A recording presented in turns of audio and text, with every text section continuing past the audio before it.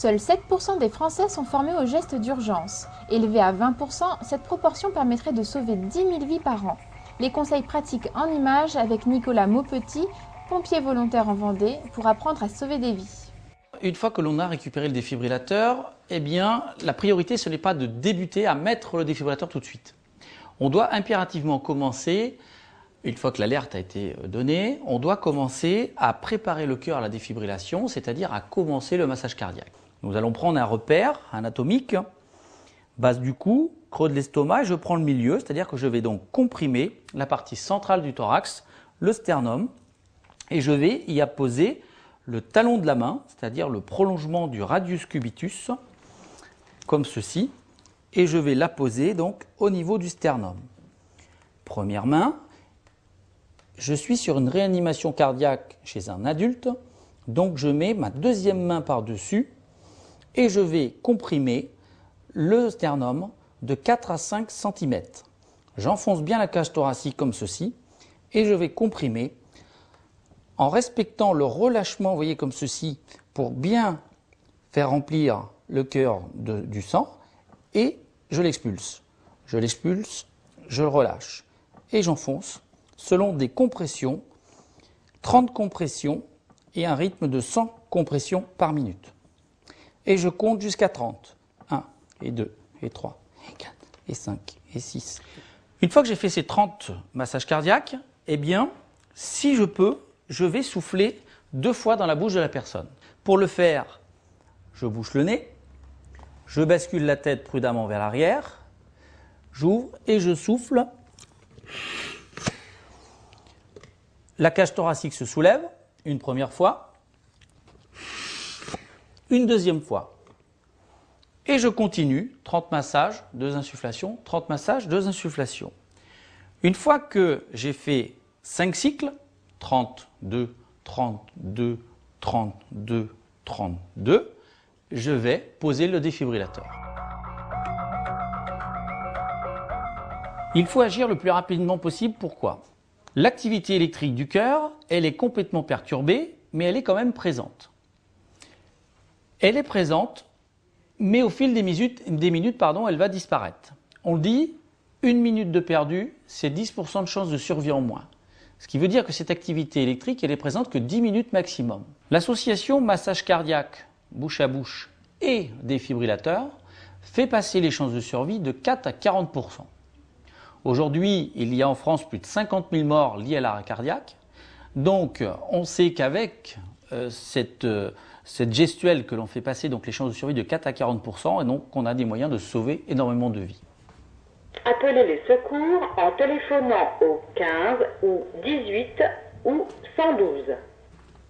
Si la victime ne réagit pas ou ne respire pas normalement, dégagez le haut du corps de tout vêtement, collez les électrodes sur le thorax dénudé, comme indiqué sur le schéma, en enlevant le plastique de protection de chaque électrode. Ne touchez pas la victime. Une analyse du rythme cardiaque va être effectuée. Ne touchez plus la victime. Analyse du rythme cardiaque en cours. Ne touchez plus la victime. Le choc est nécessaire. Ne touchez plus la victime. Écartez-vous et ne touchez plus la victime. Attention, le choc va être délivré. 5, 4, 3, 2, 1. Le choc a été délivré. Vous pouvez de nouveau toucher la victime sans risque. Positionnez la paume d'une main au centre de la poitrine, puis placez l'autre main au-dessus de la première. Pratiquez des massages cardiaques en appuyant fortement. Commencez le massage cardiaque en suivant la cadence indiquée par le signal sonore.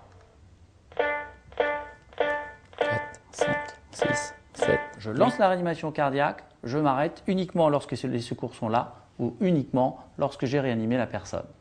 Le fait de ne pas éteindre l'appareil est important parce qu'il continue à enregistrer.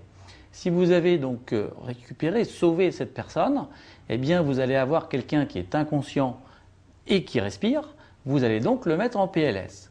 Vous le mettrez en PLS avec les électrodes, avec le défibrillateur, qui lui va continuer à surveiller cette personne.